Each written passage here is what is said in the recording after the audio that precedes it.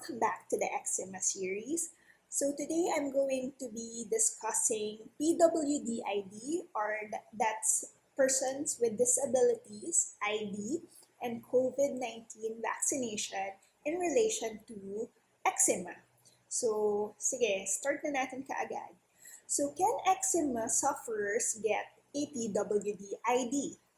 The answer is yes. Yes, you can. But my experience, given that I'm from Quezon City, ito lang yung masasabi ko about Quezon City lang, yung information. But I would assume na siguro sa other municipalities, other cities, similar naman siguro, hindi naman siguro nagkakalayo. So just check out your barangay or your LGU kung ganito rin yung requirements and ganun. So anyways, yes, you can get a PWD ID if you are an eczema sufferer. In Quezon City, skin conditions are under the category psychosocial disability. So wala talaga like category na specific for skin condition. So na-lodge siya under psychosocial disability.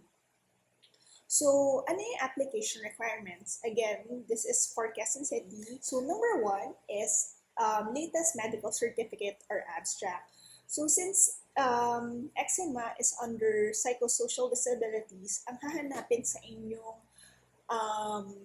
medical certificate is from a clinical psychiatrist. So, kung derma yung pinuntahan nyo at nagpa-medical cert kayo, hindi siya i-honor kasi kailangan talagang clinical psychiatrist. So, what I have here is the one that I got from a clinical psychiatrist when I applied in 2018. So, yun, during the consultation, ask ka lang ng basic questions ng psychiatrist, and then actually, syempre, ipoprobe yung kung paano yung eczema naka-apekto sa'yo, like mentally, psychologically, and all that.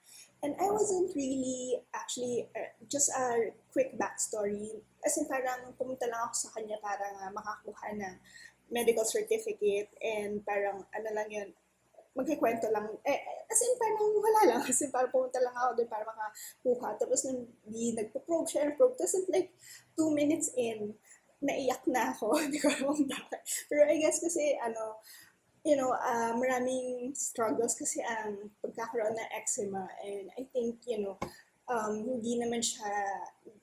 mo siya laging nalalabas kasi parang wala, not a lot of people understand what we go through, na mahirap siya talagang pagdaanan. So yun, I guess I'm gonna dedicate another episode on that, like how to deal with it emotionally and psychologically, because I think more than anything else, yun talaga yung naapektuhan ako, sa yun yung mahirap. So anyway, naman ako, nasa-sidetrack ako. Pero yan, so dito nakalagay na kung paano yung eczema naka-apekto sa'yo, yun. And then, number 2, barangay clearance. So, yung sa barangay clearance, ako kasi, so before ako pumunta sa barangay, kailangan ko kumuha ng certification from the subdivision na doon talaga ako nakatira. Tapos yun yung ipapakita mo sa barangay. Tapos doon, sa barangay, meron doon PWD unit. Tapos sila yung magbibigay sa iyo ng ganitong certification na kailangan, ito yung barangay clearance na for PWD requirement purposes. Yan. So, ganyan yung example. And then, other requirements, 2x2 photo ID, signature mo na nakalagay sa bond paper, tapos authorization letter kung hindi ka makapunta. Pero I think this doesn't apply for eczema, for persons with eczema. Nag-assume lang ako kasi feeling ko this one is more of dun sa, syempre dun sa mga hirap makalakad or yung talagang medyo malala yung disability. So tayo naman nakakalakad tayo, nakaka-leg work tayo. So I don't think baka hindi nila masyadong i-honor kung naka-authorization letter ka. Not sure na. So yun, all of these requirements, 1 to 5, you will have to submit to the Quezon City Hall the PWD department or office. Hindi ko exactly sure kung anong tawag, office unit, whatever. So, isasubmit nyo yun doon, tapos you'll get the PWD ID right away pagka-review nila ng requirements. As in, hintayin mo lang. Siguro, I just waited for it. Mga 1 hour lang siguro ako nandun. I think. Basta hindi ako nagtagal. Tapos makukuha mo na agad yung card, yung booklet. And then, the PWID is valid for 3 years. So, yung akin mag-expire na kasi 2018 ako nag-apply. So, yan. Okay, so what are the benefits if you have a PWD ID? So, of course, we all know this already. So, may discounts at may priority. So, I'll get to each one of them one by one. So, doctor's consultations, I think dapat mga nasa 20% yan. If I remember correctly, medyo matagal na kasi din ako hindi nakapag-doctor appointment. Pero yes, yung sa derma ko, dun sa skin clinic, skin nutrition, where I used to go. Last year kasi pa ako last pumunta. So, I think 20% yung ina-apply nila na discount. But it has to apply to every doctor that you see. So, kaya nagkasakit kayo like sa tiyan or whatever, iba pang sakit, it also applies. Hindi lang tungkol sa eczema. Dentist, dapat nag-a-apply din. So, meron mga doctor na ako na-encounter that they don't honor the PWD ID, kaya na-turn off ako na parang, bakit? Parang nasa batas siya. Anyway, pero yeah, I choose my battle, so hindi na ako nakikipag-argue pag ayaw nila. So anyway, but yes, dapat every doctor should honor the PWD ID. And then laboratory tests, you can also use it for this one, for laboratory test. Tapos depende yun. Paminsan hanapan ka ng endorsement from your doctor na kailangan mo talaga ng test na to before they apply the discount. The latest that I used it for itong sa laboratory test was when I need to have my wisdom teeth extracted. So, kailangan ko na x-ray. Tapos yan na in-honor naman nung clinic, yung sa Metro Dental ba? Or I forgot. Metro Dental, I think. In-honor naman nila without a endorsement from a doctor. Ayan. Tapos sa medicines, it also applies. Pero kailangan may prescription ka. Dito, hindi ko siya masyado nagagamit kasi, yun nga, as you all know, I try to avoid the use of steroids as much as possible. And then, I go for the more unconventional approach. Kaya nakita niyo ang rami kong supplements. And sa supplements, hindi siya applicable. Sa medicines talaga. Supplements, applicable siya kung may prescription din. Pero the thing is, wala, ayun, basta parang pili lang yung supplements na pwedeng ma-applyan, I think, ng PWD discount. So, when it comes to medicine, di ko siya talaga nagagamit masyado. And then, diba yung mga topicals natin, like the lotions, yun yung mas mahal, diba yung like Physiogel, Cetaphil, yung mga mild and fragrance-free, mga ganun. Yun yung mahal. Pero, hindi ko siya nagagamit nun since they are not considered, medicines. They are more of like cosmetics, ganyan. So, yun. So, saan ko siya nababawi? Nababawi ko siya like sa restaurants. Sa groceries, yes, na-apply din siya. Pero, minimal lang yun mga babawasan ko lang like 40 pesos, ganyan. Pero like sa restaurants, like, pag nag-dine in and take out, medyo malaki yung naalis kasi may PW discount, tas less the 12% VAT pa. So, I think doon ako nakakabawi. So, it doesn't, it's not commensurate to the amount that I shell out for the skincare, pero at least, I get to save pa rin in other ways, kahit na kokonti lang siya. So, yan. I think it's still helpful. Tapos, when it comes to priority, treatment, hindi ko naman ito masyadong ina-avail. Like, kung may pila, whatever, pipila talaga ako kasi, kaya ko naman. Like, for the most part, I'm a normal person, kaya naman. So, yun. Ito, dito ko lang i-segue yung vaccination because, I wasn't really expecting to get vaccinated right away. Di talaga. So, parang I was willing to wait for all the clamor and stuff to die down kasi, parang yun nga, for the most part, I'm a very healthy person and paunahin na yung mga dapat talaga, yung may kailangan. Pero yun, may kumatok sa bahay namin, meron na daw akong schedule bilang nakaregister akong PWD. So, yan. So, I already went for it because as they say, if you get the opportunity to get vaccinated, then grab it because you don't know when the opportunity will come knocking again. So, ayan. Now, I segue to my vaccination experience just to share with you like how it was. Now, with the pandemic, I am included sa PWD registered dito sa Quezon City. So I was able to have my shot already. So I am vaxxed just last week, so April 8, but yeah, something like that. Nag-vax na ako ng first dose ko so, ng Sinovac. And I'm just gonna show you like how it went. So, ito, nag-fill up ng forms na parang kung ano yung nafe-feel mo right now, kung ano yung mga history mo, ganyan, kung may allergy ka ba, blah, blah, blah. So, parang may information lang about Sinovac, more of parang waiver in a way, parang siyang nagpapakita ng, parang sasabi doon na you understand what you're doing or what you're getting into. So, yun, tapos prepirmahan mo. Tapos na registration, dito ibibigay yung card, ganyan. Tapos number 3, counseling. Sa counseling, parang wala naman masyado yan. Parang nakaupo lang ka, tapos may TV. Tapos mayroon lang pinapakita doon na video about like others' experiences on the vaccine. The screening dito, tatanungin kayo ng doktor like kung may HIV kayo, may diabetes, may whatever, lahat ng pwedeng iniindan yung sakit.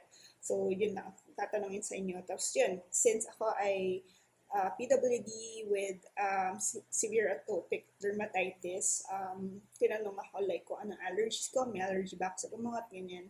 Tapos, ayun, yun lang. Tapos vaccination na. Tapos after nun, mayroong post-vaccination observation, upo lang kayo. Tapos may papakinggan na parang debriefing na kung anong dapat gawin, anong observation na kailangan mong gawin sa katawan mo after the vaccination, ganyan. So, I took a video of that. I think, it's just worth to share kung ano man yung information that you'll get here. Baka meron. So, I'm gonna play that right now. Itong pong part po na ito na po yung last step. Kasi po may mga ilang instruction po na sasabihin sa inyo bago po kayo tuluyang makauwi. Okay. First po, ito po ang inyong pong bakuna card. Ingatan po ninyo ang inyong pong bakuna card kasi nandito po ang inyong patient ID sa taas, patient information, and then yung information po kung ano pong bakuna ang ibinigay sa inyo, at kung kailan at kung sino ang nagbakuna. Sa likod naman ng bakuna card, nakalagay dito kung kailan kayo babalik.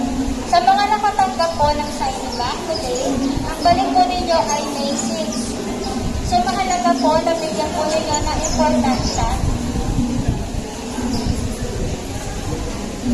Bigyan po ninyo na importansya ang araw ng May 6 sa pagbabalik po ninyo. Bakit? Kasi po makapagbigay po sa inyo ng 100% protection is yung second dose.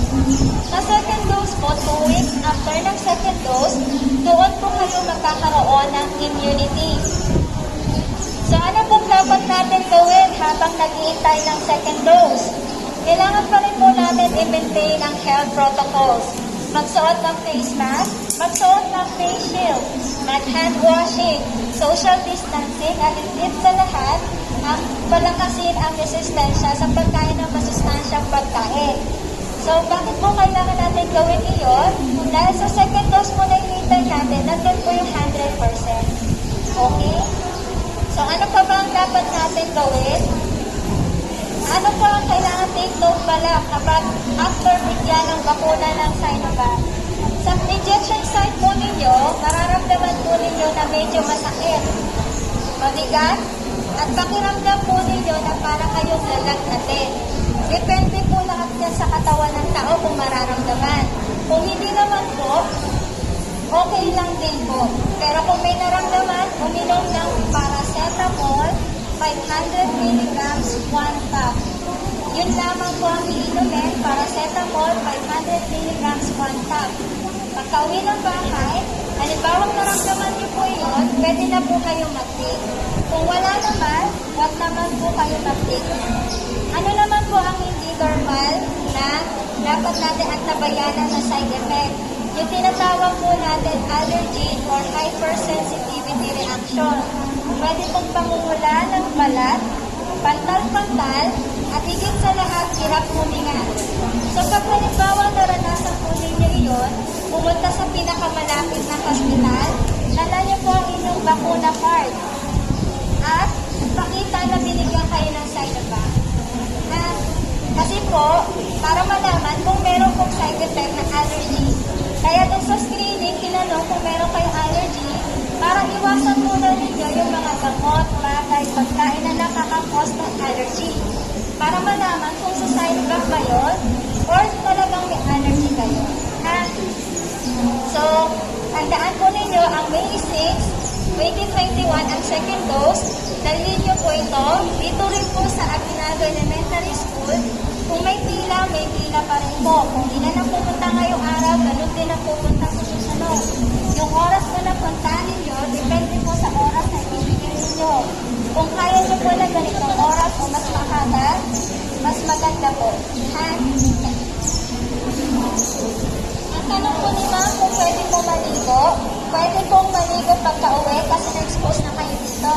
Pwede pong maligo. May iba naman pong nagtanong kung pwede bang maglabas, kung pwede bang mag-gym, kung pwede uminom ng alcohol drinks. Lahat po yun, yung paglalaba pwede, yung pag-gym, hindi po kailangan mag-heavy lift. Kasi po na-injectionan dito. Yung sa tanong naman po kung pwede uminom ng alcohol drinks, wag po muna. Paano yung allergy sa paracetamol? May iba pang anti-pain? Yun po, tama po yung sagot ni tanong ni sir. Paano po kung may allergy sa paracetamol?